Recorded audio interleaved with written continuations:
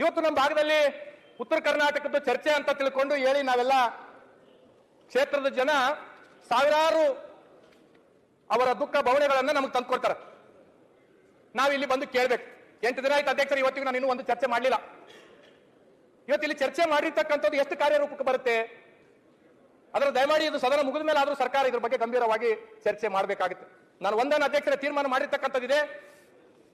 ಮುಂದಿನ ಅಧಿವೇಶನದಲ್ಲಿ ಉತ್ತರ ಕರ್ನಾಟಕದವ್ರು 91 ಜನ ಇದ್ದೀವಿ. 91 ಜನನೇ ಇಲ್ಲಿ ಕೂತಿಲ್ಲ ಚರ್ಚೆಗೆ.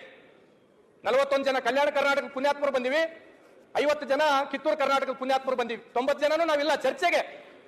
ಹಾಗಾಗಿ ಅಧ್ಯಕ್ಷರೇ, ಮುಂದಿನ ಸಲ ಅಧಿವೇಶನದಲ್ಲಿ ಸರ್ಕಾರ 20-25 ಕೋಟಿ ಅಂತ ಹೇಳ್ತಾ ಇದೆ. ನಾನು ತೀರ್ಮಾನ ಮಾಡಿನ ಅಧ್ಯಕ್ಷರೇ, ಮುಂದಿನ ಸಲ ಅಧಿವೇಶನಕ್ಕೆ ನಾನು ಬರ್ತೀನಿ.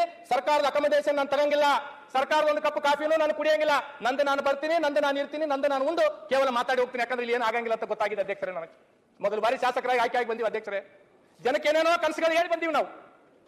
ನಿಮ್ಮ ಊರಿಗೆ ಅದು ಮಾಡ್ತೀವಿ, ನಿಮ್ಮ ತಾಂಡಕ್ಕೆ ಇದು ಮಾಡ್ತೀವಿ, ನಿಮ್ಮ ಗ್ರಾಮಕ್ಕೆ ಇದು ಮಾಡ್ತೀವಿ ಅಂತ ತಿಳ್ಕೊಂಡು ನಾವೇನು ಮಾಡಕ್ ಆಗ್ಲಾರ ಪರಿಸ್ಥಿತಿಗೆ ಇವತ್ತು ಇಲ್ಲಿ ಬಂದು ನಿಂತಿರ್ತಕ್ಕಂಥದ್ದಿದೆ. ನಾನು ಇವತ್ತು ನನ್ನ ಭಾಷಣ ಮುಗಿಯವರೆಗೂ ಅಧ್ಯಕ್ಷರೇ ನಾನು ಯಾವ್ದು ಅನುದಾನ ಕೇಳಂಗಿಲ್ಲ, ನನಗಿದು ಕೊಡಂತ ನಾನು ಕೇಳಂಗಿಲ್ಲ. ವಾಸ್ತವಾಂಶಗಳನ್ನ ಮಾತ್ರ ಕೆಲವು ವಿಚಾರಗಳನ್ನ ಹೇಳ್ತೀನಿ. ಅದಕ್ಕೆ ಹೇಳಿದ್ದು ಇವತ್ತು ಮಾತಾಡಿದ್ದು ಟಿವಿ ಪೇಪರ್ದಲ್ಲಿ ಹೇಳ್ತಾರೆ, ಕ್ಷೇತ್ರದ ಸ್ಟೇಟಸ್ ಇರ್ತಾರೆ, ನನ್ನ ಓ ಅಂತ ತಿಳ್ಕೊಂಡು ಇವತ್ತೊಂದೇ ದಿನ ಇವ್ರು ಆಗ್ತೀನಿ ಅನ್ನಷ್ಟೇ. ಮತ್ತೊಂದು ವರ್ಷ ಆದ್ಮೇಲೆ ಇವತ್ತು ಬೆಳಿಗ್ಗೆ ಬರುವಾಗ ಏರ್ಪೋರ್ಟ್ನಾಗ ಒಬ್ಬ IAS ಅಧಿಕಾರಿ ಹೆಸರು ಹೇಳ್ತಾರೆ ಅಧ್ಯಕ್ಷರೇ.